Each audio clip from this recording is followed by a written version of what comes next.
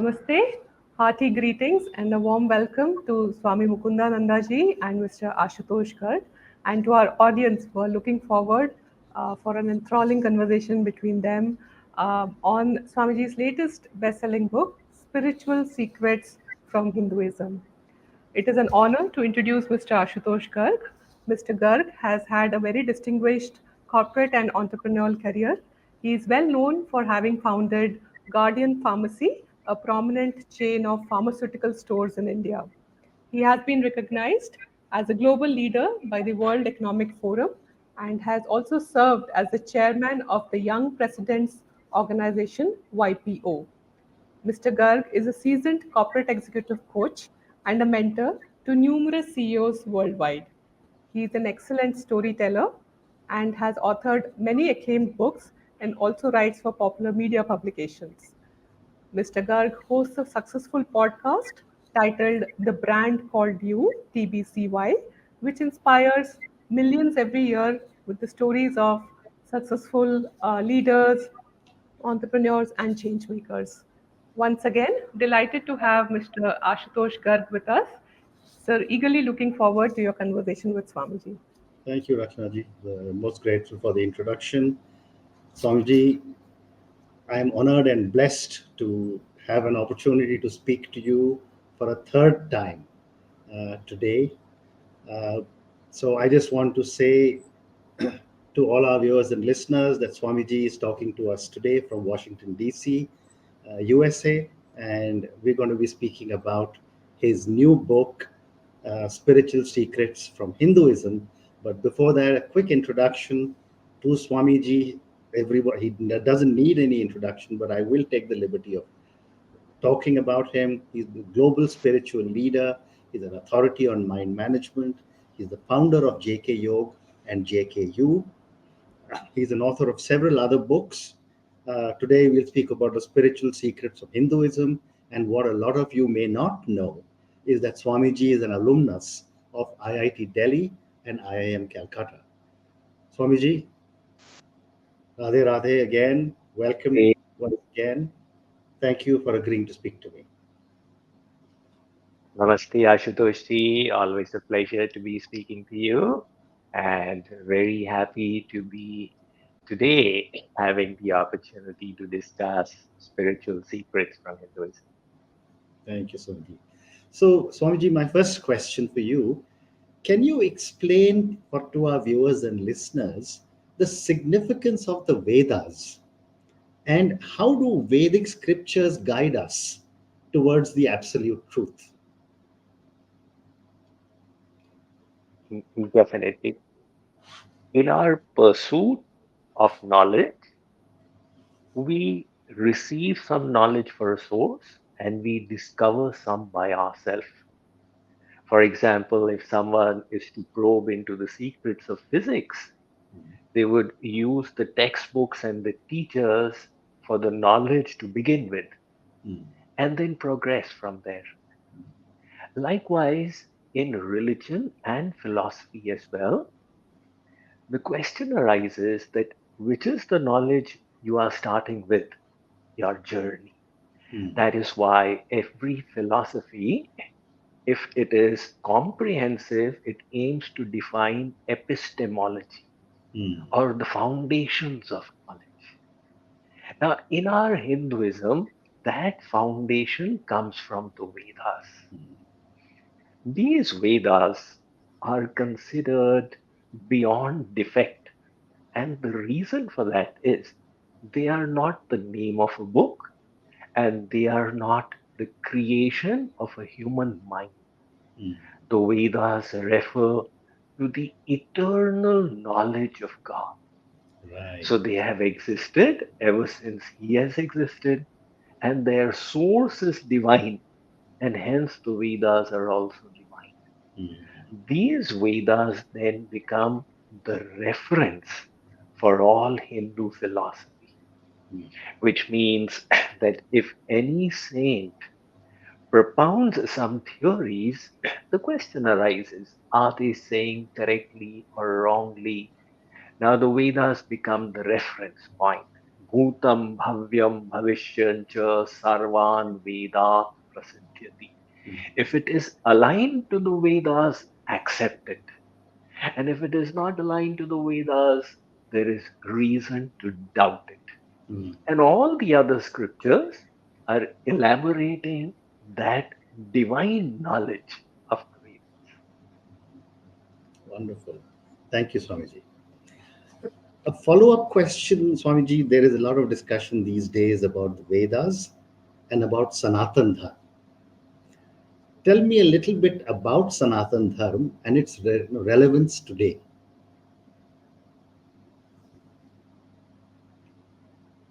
Dharma is a very typical Hindu, very typical Indian word Mm. which doesn't have an accurate English translation. Right. So, dharma, to try our best to express it, is the values, duties, beliefs, behaviors, thoughts that are worthy of upholding. Mm. So dharma becomes like the duty of the soul. Mm. Now, since the soul is eternal, its dharma is also eternal. Mm.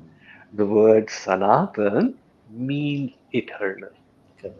And hence, when we talk of Sanatan Dharma, it is the eternal Dharma, Mm. or we may say the eternal religion. Mm. And hence, Hinduism doesn't have a prophet who founded it.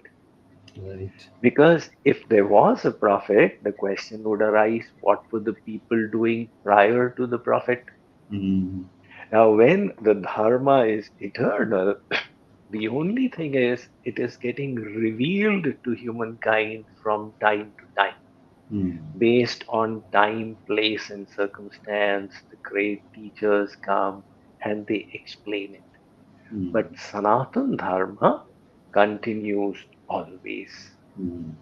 And of course, Sanatan Dharma incorporates many aspects and features. But one way of looking at it is the intrinsic quality of the soul. Just like the dharma of fire is Mm. heat and light. Mm. So, what is the dharma of the soul? Mm. The dharma of the soul is to serve the supreme soul. Hence, loving service to our source is the Sanatan Dharma, the Mm. eternal Dharma. Amazing. Thank you, Swamiji. My next question is, and you've written so many books, and today we're talking about the spiritual secrets from Hinduism. What are some misconceptions about Hinduism that you aim to clarify in your newest book? That's because Hinduism is very often defined as a way of life. Correct. So if you ask a Westerner what is Hinduism, they'll say, I've heard it's a way of life. Mm. Definitely, it Mm. is definitely a way of life, but Right. there is much more to it. And it contains the deepest esoteric secrets of spirituality. Mm. In this book, I have gone into some of those deep secrets. Mm. Apart from that is the misconception in regard to the caste system. So, because of all the propaganda in the West, Westerners' first thing that comes to mind on talking about Hinduism is what about the caste system? Mm. So, I have explained that the caste system, the way it got deteriorated, was Mm. never described in the Vedas. Right. This was just a social classification. Correct. Social classifications are there in every society. Mm. Even in communist societies, which they call classless, there are some party leaders who are the think tanks. There are some people who are administering, the farmers who are tilling the land, and the Mm. industrial workers. based on their ability and their profession, they mm, are engaged. mm, But it doesn't mean that one is high and the other is low. mm, Now, this Varnashram Dharma, which we are calling caste system, mm, deteriorated with the passage of time and mm, started getting exploited for the benefit of few of those classes. mm, But for this, we cannot blame Hinduism. mm, So I have explained that look, in the Western world, until 200 years ago, mm. slavery was being practiced Correct. in Christian countries. Now, do Mm, you blame Christianity for the practice of slavery? mm, And in fact, all the way up to 1960s, there was so much of racial discrimination in society. mm, Again, do you blame those religions for that discrimination? mm, These were distortions that appeared in society. mm, Likewise, Hinduism believes that not only all humans, but all living beings are worthy of respect. mm, Atmavat sarvabhuteshu yah pashyati sa pandita. mm, One who can see others as they see the self is mm, truly a pandit, person of learning. mm. Beyond that, Ashutoshji, in this book, I have not at all tried to defend Hinduism Yeah. or to explain the misconceptions, rather to explain Hinduism. Because world over, people realize India or Bharat as the Jagat Guru of the world.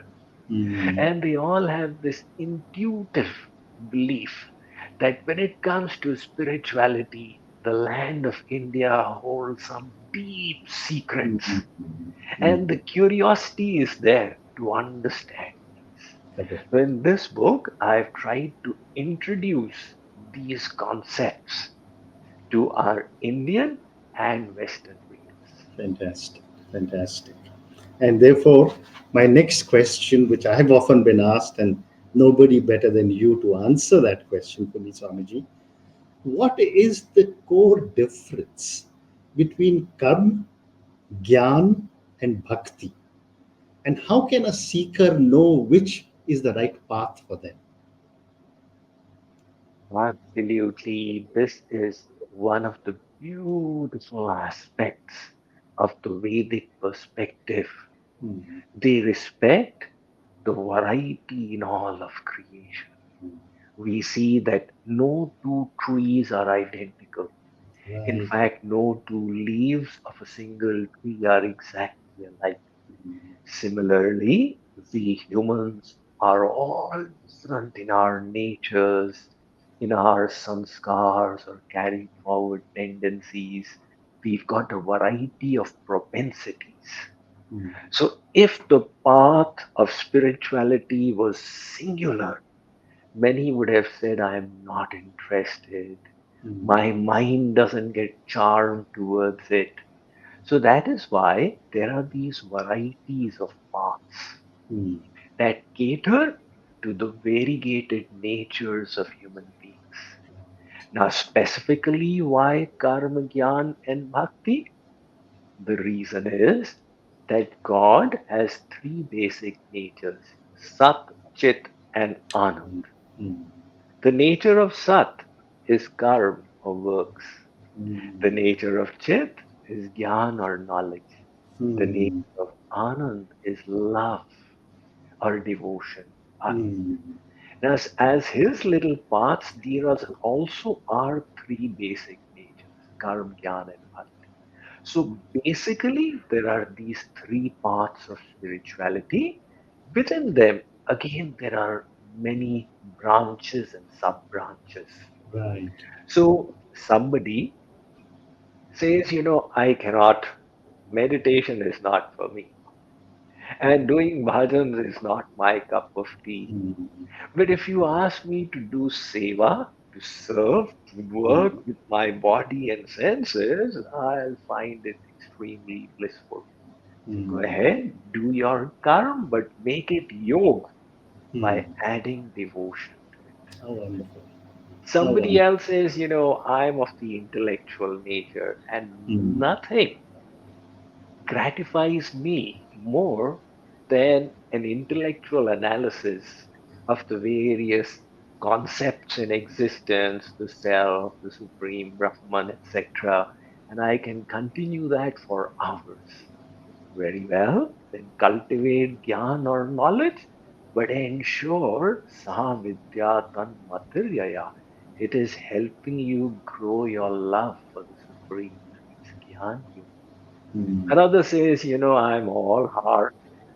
And if you ask me to love God, I will not have any difficulties. Okay? mm, Just do Bhakti Yoga. Nevertheless, as a concluding statement on that point, as we progress on this path, the different facets of our personality should start growing. mm, And as a consequence of that, we should have an entry into all three, mm, which means you should be able to serve with joy, to empower your intellect with the cultivation of knowledge, mm, and to extend your heart and let it flow in the direction of love. mm. So you would then be taking recourse to all three. Amazing. Amazing. Thank you so much. My next question is, how do the Puranas, the Ramayana, and the Mahabharata contribute to our understanding of Vedic knowledge? Absolutely. The Vedas are stating the eternal principles. Mm, At the same time, we humans, to engage in bhakti, we need some support. correct. So the Puranas are describing the wonderful forms of God Mm, and the wonderful pastimes of these different forms. mm, And these become so enchanting to the human psyche that we are naturally drawn in the divine direction. mm, And that is why the Ramayana continues to have its compelling effect on the Indian psyche. Every time it comes on TV, it breaks the previous Guinness Book of World Records, mm, right? So imagine how much benefit it has bestowed on humankind. mm, So also the Mahabharata. Besides that, you know, as a person of the industry, you know the importance of mentorship mm, and role modeling for people to be inspired. mm, And the Puranas, Mahabharata, Ramayana, they present to us the awe-inspiring examples of rishis and munis, of great saints, and even of saintly kings or rajarshis, mm, with the help of which we see the knowledge of the Vedas in action. mm, And those people then become the role models and ideals for us. mm, They are, even today in society, we say, talk about the sacrifice of Dadhichi, talk about the truthfulness of Harishchandra, or the firm resolve of Bhishma. They are continuing to inspire our civilization mm, with divine virtues. mm. What a great response. Thank you, Swamiji. Swamiji, moving on, you also talk about the importance of a guru.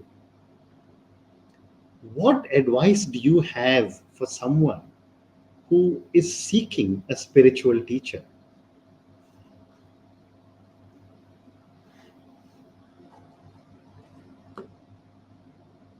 A guru, first of all, should be an expert.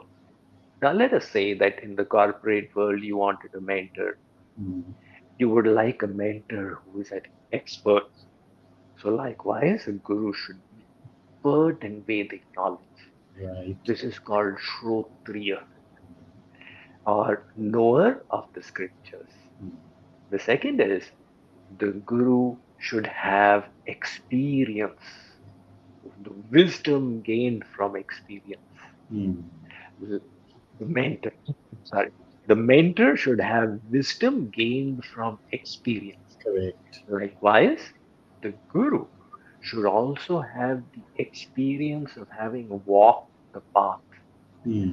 So, this is the second quality called Brahmanist, a realized sage. Hmm.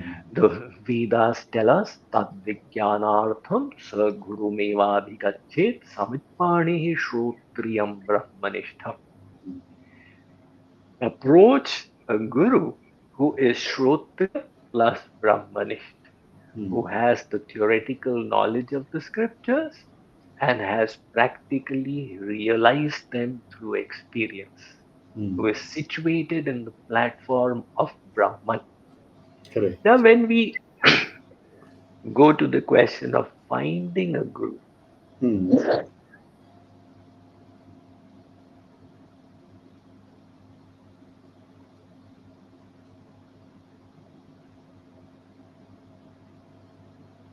the soul is a beginner on this path, Hmm.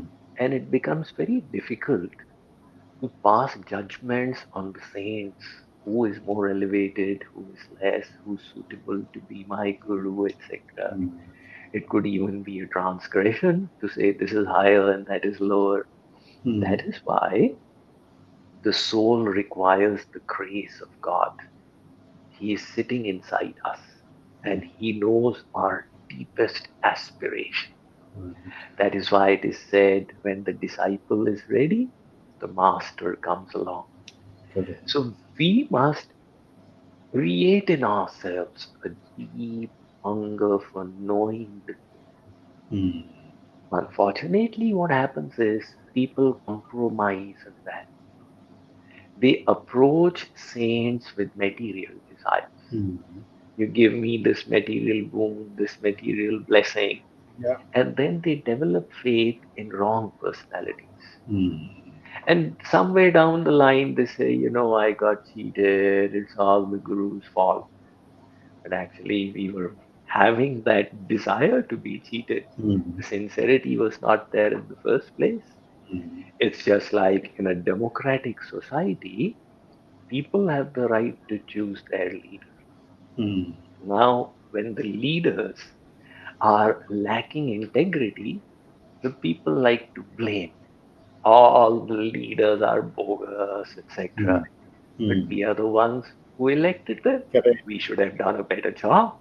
Hmm. Likewise, if we have the sincerity, then the Supreme Guru, Jagat Guru Sri Krishna, who is sitting inside us, he Hmm. will never let us be cheated. Hmm. He will guide us to the right place. Hmm. And from within, he will create the faith. Fantastic. This conviction will come that this is the teacher from whom I can learn and benefit. Hmm. And then the journey will begin under the guidance of the Guru. Oh, amazing. Oh, amazing. Thank you, Swamiji. Moving on, in discussing the nature of God, you talk of many forms. How can understanding these forms enhance our spiritual practice? Yes, we accept that God has multifarious dimensions to his personality. Hmm. He is the king. But if he was only the king, then he would not be complete. So he's also the father. But then is he not the mother? And what if we wish to see him as our own friend? As Hmm. somebody says, look, I've had hundreds of lovers in the world and that never leaded to any kind of contentment. Isn't God my supreme beloved? So we can see God in a variety of ways. And Hmm. that's not merely a mental creation because He is all powerful and complete. Hmm. Now, in our Hindu Dharma, we are worshipping Him in different forms. Okay. So, to remove obstacles on the journey, we are worshipping the same Supreme as Ganesh. Hmm. We are worshipping him as Vishnu, seeing him as the maintainer. mm, And when we want more intimate closeness, we worship him as Sri Krishna and say, "You're mm, my friend, I'll play with you." mm, But there is unity within the diversity of forms. mm, Though we must always keep in mind that the Supreme is one, and mm, these are different aspects of that one Supreme. So the Vedas say, Ekameva Dvitiyam Ekam Sat Bahudha Kalpayam. mm, Ekam Santam Bahudha Kalpayanti. So they are all these Vedic mantras are emphatically stating that look, the Supreme is one. mm, Having understood that, Ashutoshji, if we go a little deeper into bhakti, this bhakti can be categorized into two. One is Aishwarya Bhakti and one is mm, Madhurya Bhakti.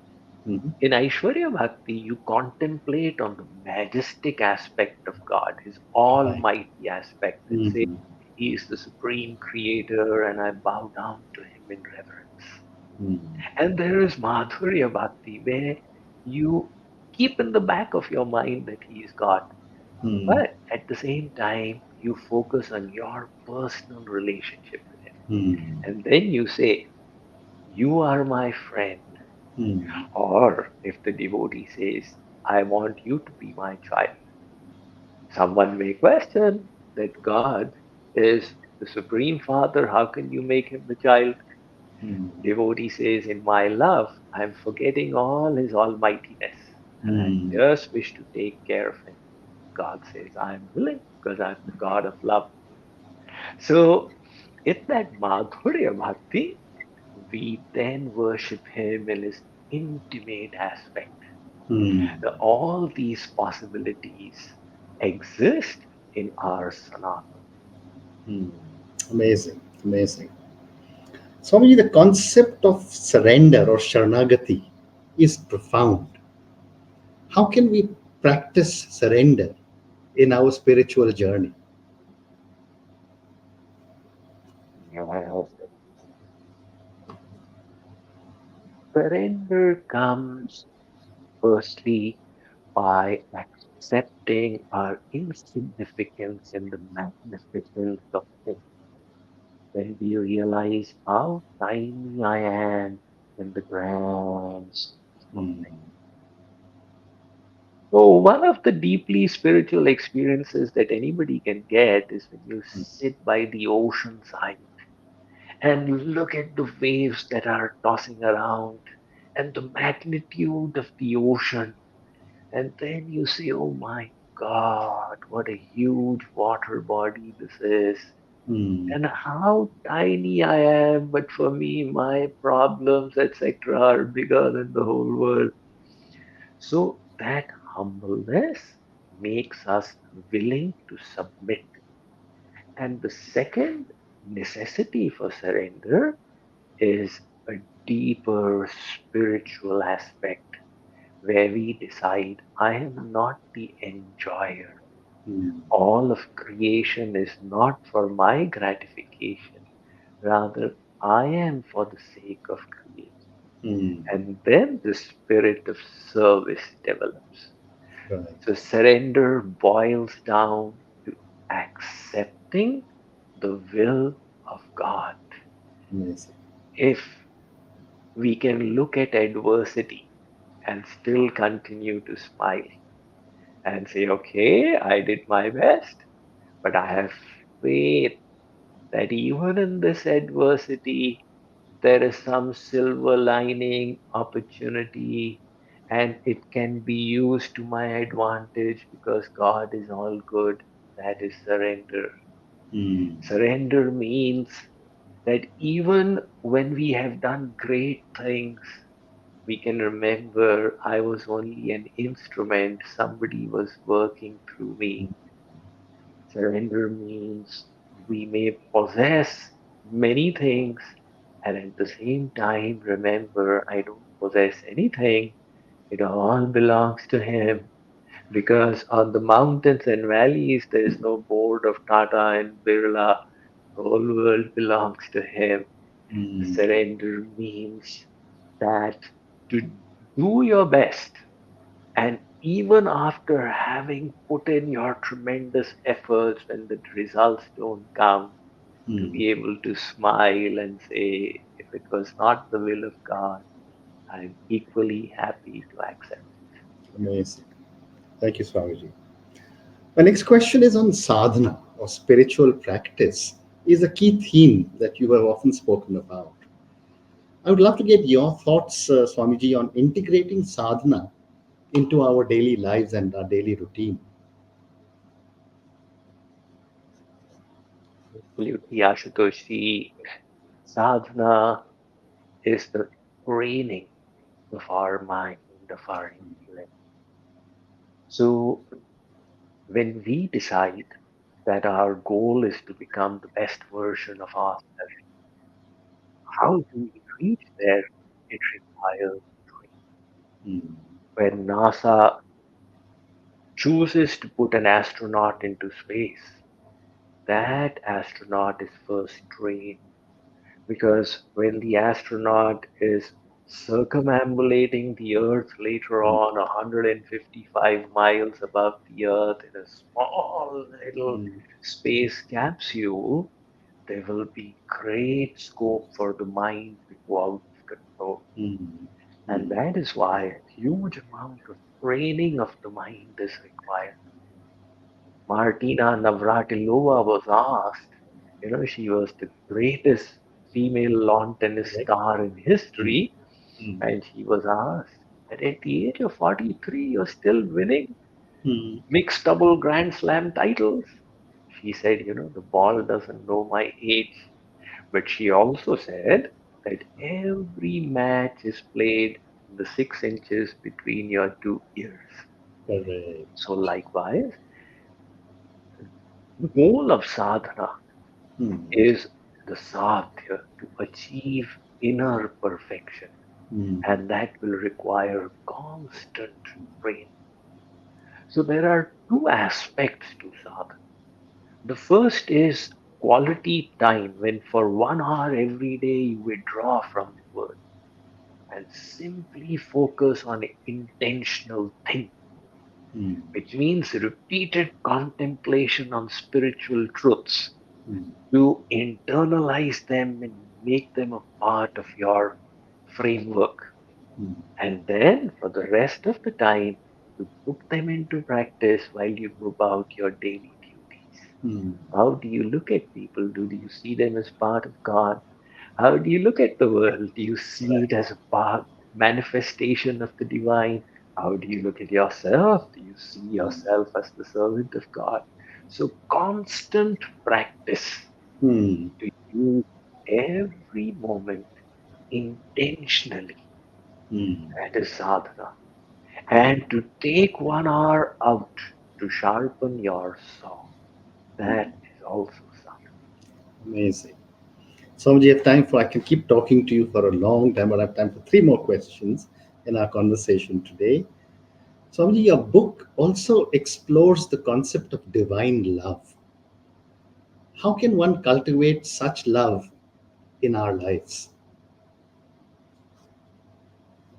Concept of divine love is one of the highest concepts of spirituality. Mm. And it is based on the foundation of selfless giving. It is based on the faith Mm. that by giving, we don't lose out in anything. Mm. It's Saint Kabir says, "Dan diye dhan na ghate." Mm. A person who gives in charity never becomes poorer, because God keeps on filling up the coffers. Mm. Nadi ghate na neer. You keep taking water out of the river and it doesn't become a small canal. God keeps adding to it. Mm. अपनी आंख देख लो यूं क्या कहे Kabir. Mm. So some saints said it is in giving that we will receive. Right. Now the problem is that for innumerable lifetimes, mm, everything we did was with the intention of getting. mm, It may have been a subtle getting. How do I get my happiness? So in relationships, it was always about my happiness. mm, In enterprises, it was about my happiness. mm. And even when we go to spirituality, we talk about my liberation or my attainment of siddhis. The divine love says that you don't even desire liberation. Okay. You simply desire to keep giving to the divine. Mm, You love him for his sake. mm. We loved the whole world for our sake. Now Right. reverse it around. Tat sukh skitva. Ask not what God can do for you. Mm, Ask what I can do for God. amazing. And have the faith Mm, that He is not miserly. He will fill you up with all the best treasures. As somebody said, bin mange moti mile. mm, Mange mile na bhi. We always go to the house of worship, to the temples, and keep on asking, Hey Bhagavan, give me this. Hey Bhagavan, give me this. mm, Now remember, we remained beggars for so many lifetimes and didn't get the real thing. Now mm. stop asking and start giving, and He will give you everything. So, this Amazing. understanding and the practice of it is selfless love. Amazing. Swamiji, my last question to you. How can parents and educators or people from different cultural backgrounds benefit from the teachings of your book, Spiritual Secrets from Hinduism?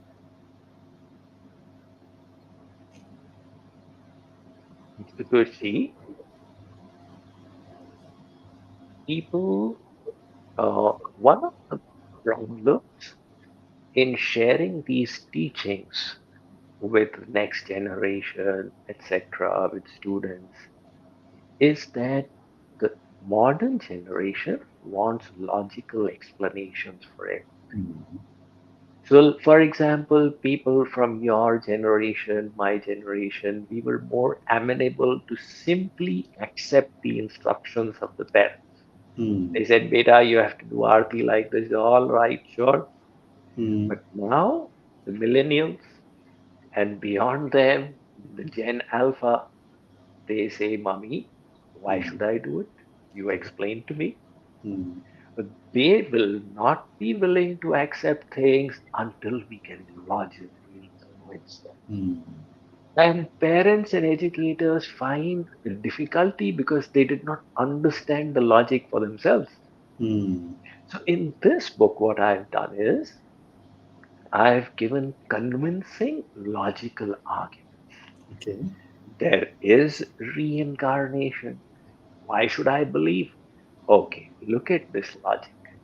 Ah, now it makes sense. Mm, You are the soul. Why should I accept? Okay, look at this argument. Yeah, that appeals to my common sense. mm, So I've given logical arguments to explain our spiritual concepts. mm, And if our educators, teachers, parents, they can grasp these for themselves, mm, they will find that their ability to pass them on mm. will be far enhanced. Yes. And that is, I think, one of the reasons for this book. Mm, Of course, it's also to bring out the deep concepts, but also to put it in a manner that people will find logical and convincing. mm. Wonderful. Swamiji, on that note, I just want to say that I'm actually truly blessed to have a one-on-one conversation with you like that. I every time I speak to you, I learn so many new things from you. Thank you, Swamiji, for speaking to us about your book, Spiritual Secrets from Hinduism. It's an absolutely incredible book. I would encourage all our viewers and listeners to go and pick up the book because, as Swamiji has mentioned in such detail, every word of that book is worth its weight in gold, and we can learn many, many new things about not just Hinduism, but about our own selves. Thank you, Swamiji, for speaking to me once again. Radhe Radhe, I'm most grateful. Thank you, Ashutoshi, for your kind words. It's always a pleasure to speak to you, and thank you for thinking of such stimulating questions. Namaste. Thank you for listening to the brand called You Videocast and Podcast, a platform that brings you knowledge, experience, and wisdom of hundreds of successful individuals from around the world. Do visit our website www.tbcy.in to watch and listen to the stories of many more individuals. You can also follow us on YouTube, Facebook, Instagram, and Twitter. Just search for the brand called You.